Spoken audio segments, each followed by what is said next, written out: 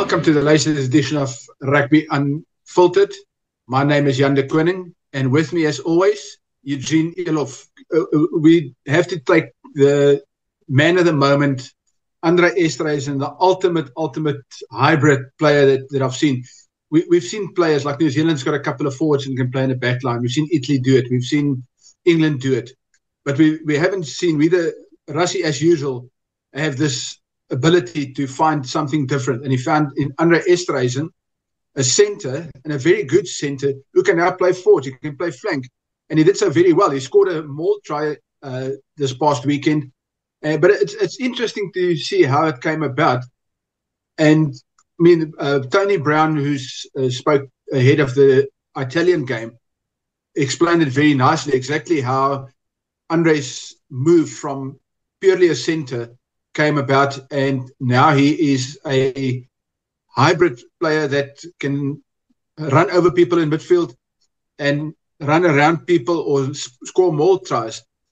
And for me, the most interesting was Marco van Staden when he spoke about how they're going to turn Andre into a proper forward.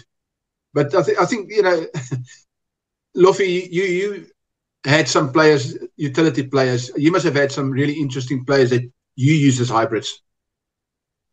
Yeah, I think sometimes the situation forces you into a decision you have to make that is very different. And that's one thing of Rossi's character as a coach. He is not afraid to take risks and try things. And I can understand why he made the move. For many, many years, a lot of teams have been using backs as forwards and sometimes vice versa. But most of it was because of a problem that you had with injuries. I had the same in Australia when I had to play Todd Clever from the USA at wing, who was a flanker, and I had to play our hooker at flank. So it's possible. But I think we can claim it that we are the first country that call this player a hybrid, which is like electric and normal petrol. I think the characteristics of Andre himself is big, he's physical, he's strong, and he has a presence. And I think that's what Rassie saw. The way he utilizes him is exactly to get that out of him. And I think he's also got a big influence on the pack when he goes down there. In the beginning, it was a joke, but now he sort of has an important role to play there. And I think it's also given him a fresh breath of air to play in a position where he can express himself. Very much so. You said hybrid, petrol and electric. I think he goes a step further. He can be electric, as he is sometimes in midfield. He can be petrol when he's smooth, and he can be diesel if he wants to be. So, but I think let's listen to what Tony Brown had to say, and then Marco van Staden had the ultimate shirt for me. I think that's the best part of this interview. Yeah, well, what started out as a little bit of an experiment with Andre, trying to get him to be able to play loose forward and inside centre, has become a bit of a weapon for us, and probably getting the red card and having Andre on the bench, I don't know if we could have asked for a better impact player who, in that situation, who could go to the mauls, go to the scrums, and then defend at inside centre when France had the ball. So, he's getting better and better as we get through the Test match year.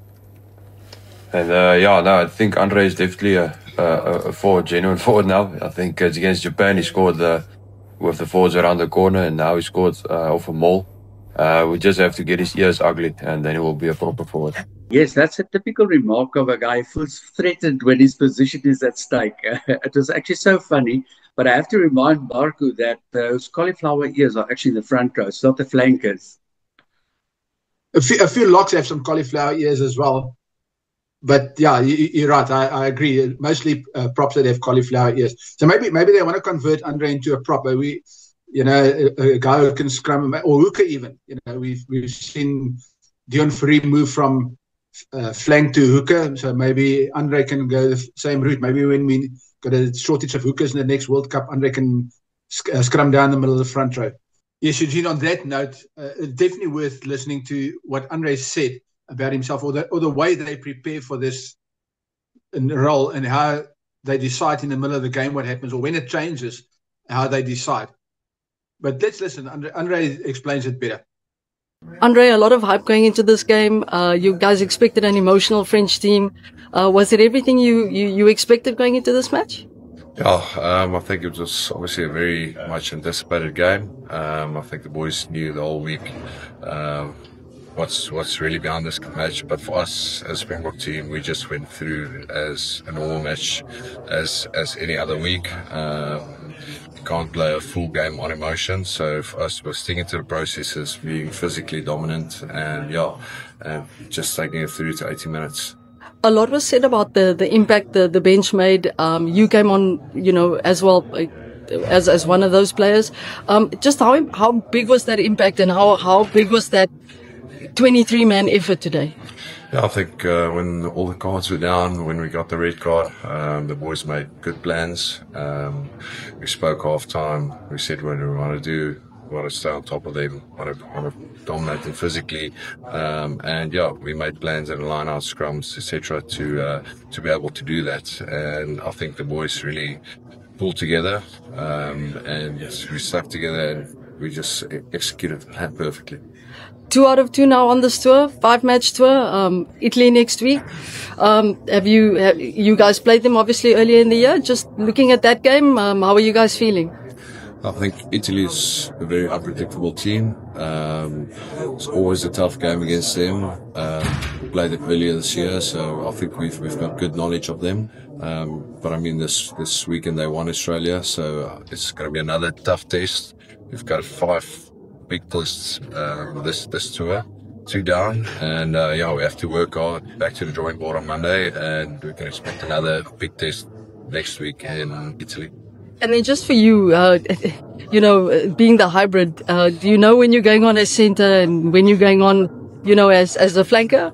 Yeah, I think we speak about it before the game quite a bit, especially, today plans have changed a bit, but normally before the game we know more or less, am I covering more loose forward, covering more centre, whatever happens in the game. The thing is, you never know what happened with a game like today. It can always change, but the good thing is we prepare for both situations. I think let's quickly recap that France game. I think I've had so many people ask me about, what happened and why this French team. The fact that they've had a couple of injuries, we've also had some injuries. I mean, we didn't have Ox and stuff, so injuries happen. The most important thing is that they came at us in that first half. Those first 30 minutes, they really, I wouldn't say bullied us, but they physically dominated us. And then the box settled down, and in the second half, we dominated. And I think you will understand this, and maybe you can explain it better, that a team that doesn't panic is a team that knows how to win, that's been in a dark, deep pit so often that they just don't panic and they just calm down. And even when you're a player down, you somehow seem to find the resolve to get over that hurdle. Yes, I knew the French were coming out blazing, and there was a lot of, as we spoke in the previous, our discussions, that there was a lot of emotional hype around the game. But they really came out clinical and speeded up the game, and they, for 70% of the game, they dominated possession and territory. And the one thing is, if you keep on attacking and you can't put on points the whole time, so they had us, but they didn't knock us out. They had us on the ropes, but they did not knock us out, Jan. And what you said so rightfully, our team has got so much confidence. It's like slow poison. It just keeps on. You keep them out. You keep the score low, and then I know we're going to discuss Louet later, but I will tell you what I think where the game changed.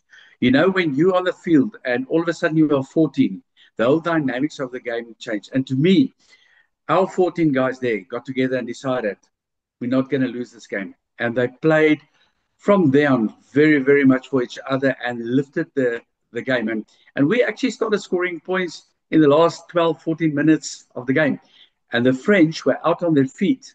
They had no answer for what we were throwing. And then, of course, I don't know what we're going to call them in the future, but with our young players. And I mean, it's so great to see our scrum-offs sniping and scoring. Both of them, I think, are world-class. And once Sasha and those guys with the feet got going, it was the end of the story. And it was a fantastic win for the Boks, and really, really, I think they can congratulate themselves on this. Yeah, yeah. I want to, and I agree with you. The one thing that's very important is what's called slow poison, and people don't understand that. That's sapping the energy, and you can keep up and you can keep that level. All Blacks were good at it for so long, and then they speed up the game, they up the tempo in that last 20 minutes, and that's where the Springboks are at the moment. And they're bringing, like you say, the younger players, and we're beginning to find a better balance in terms of first grinding and then towards the end of the last 20 minutes killing people off. I think if we look forward to Italy, that's the next game. And for me, I'm almost more scared of this game. We had such a big high now against France, and the risk is always, and Jean, you've been there, when you have such a good win, the ability to then get up for a lesser team the next week is a big, big challenge. Yeah, Jan, I want to take one step back as well, and just also the one word we forgot about our team is we got belief. If a team has belief, it's just very difficult to break that chain. And going into Italy, who I thought had a fantastic game against the Aussies, I guess the Aussies and the French are both in a position now where their coaches feel they have to go back to the drawing board. What went wrong? But we are professional now, and I believe some of the players that have been on the bench and just touring are going to get the opportunity to play.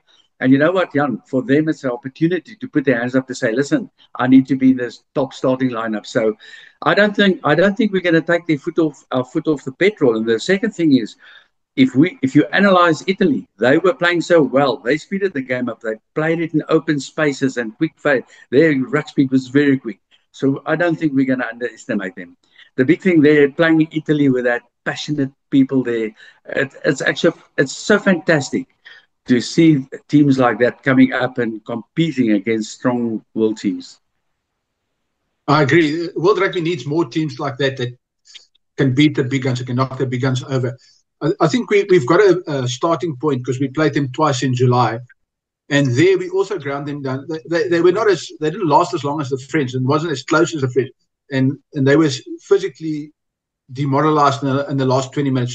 So our scores went in the 40 region, past 40, and so that to me says we should win by 15 to 20 points, all things given. So if the guys are mentally switched on, which we believe they will be, we think Rassie has a way, but we know sometimes players look fine, and that's what I want to chat to you about. How do you see, when you're in the dressing room before a game like this, how do you see, or when do you realize that something is amiss, and how do you solve that?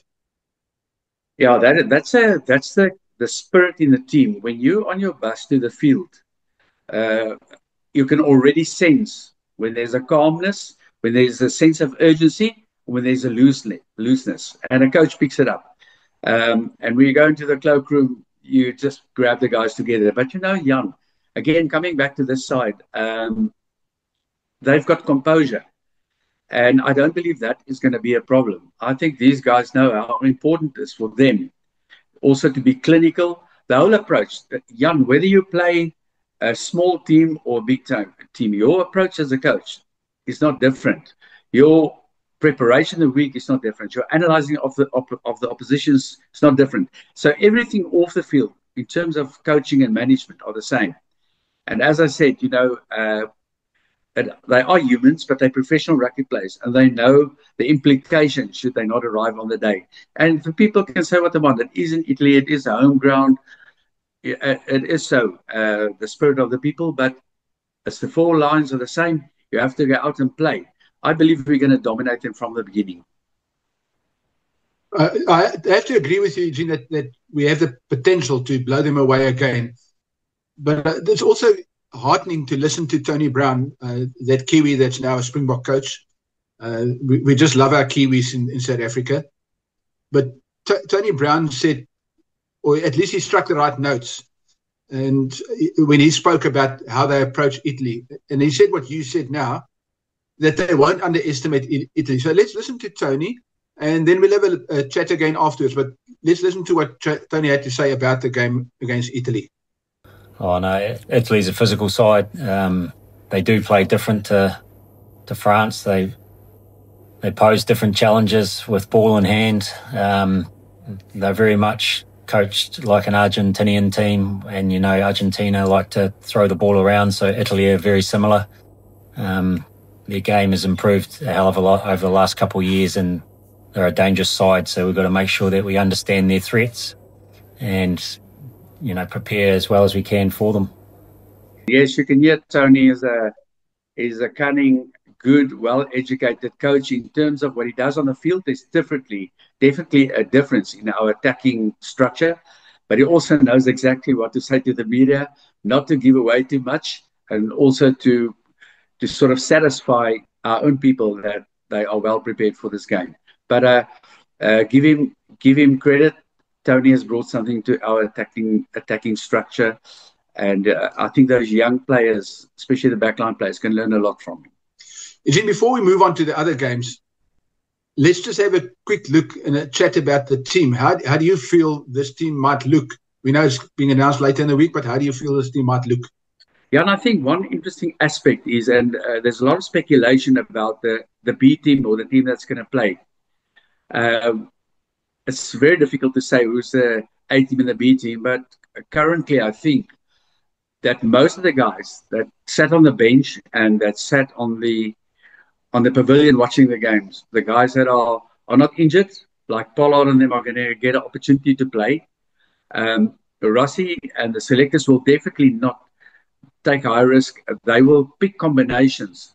So the team has a structure to start, to get our set phases going, and that the current momentum that the team has is not lost. But I can tell you now that those players that are getting their opportunities, as I mentioned earlier, they're going to play to stake their claim to be part of the starting lineup or in the starting 23. Yeah, one thing I have to agree with you, Eugene, is Rossi is also the type of guy, and we know that he does this. He would have said to the guys before the France game already, these are the guys that play this week. Those are the guys that we will only find out later in the week. But they know, the team already knows. And if you have access to their private training sessions, the guys the photographers will tell you who's on the field. And you train with that team early in the week. Your Monday, Tuesday, Wednesday training sessions is when your run-on team are the guys training. So, yeah, I agree with you. There's going to be a very different team, but still a very powerful team. We've got almost 3 teams of equal strength. So, yeah, it won't be much different. The names will look different, but the quality of the team won't be that different. I want to ask you, obviously, South Africa, Italy is our game for the weekend. But which of the other games that you think is worth watching and will keep you up at night? This weekend's an interesting one. I think I'm not going to spend a lot of time watching too much rugby. Our game is the highlight. Absolutely, it's going to be great to play in Italy against Italy.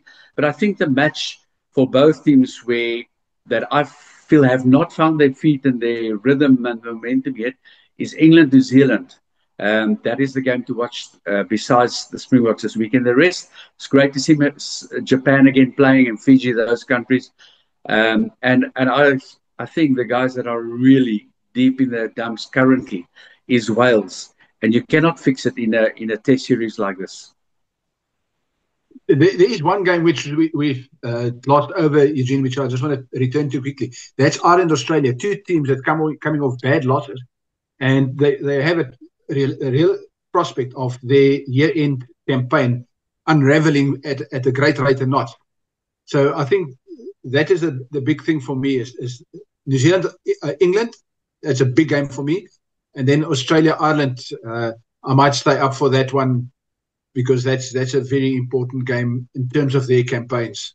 But Eugene, I also want to thank you. I mean, as always, it's such a pleasure working with you, and I learn everything. Every time I learn something new.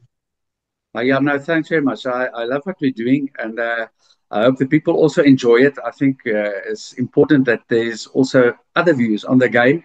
And at the end of the day, it's just a game, and it's so unreal to see the support in the world that the Springboks have. And thanks for that, and have a great day.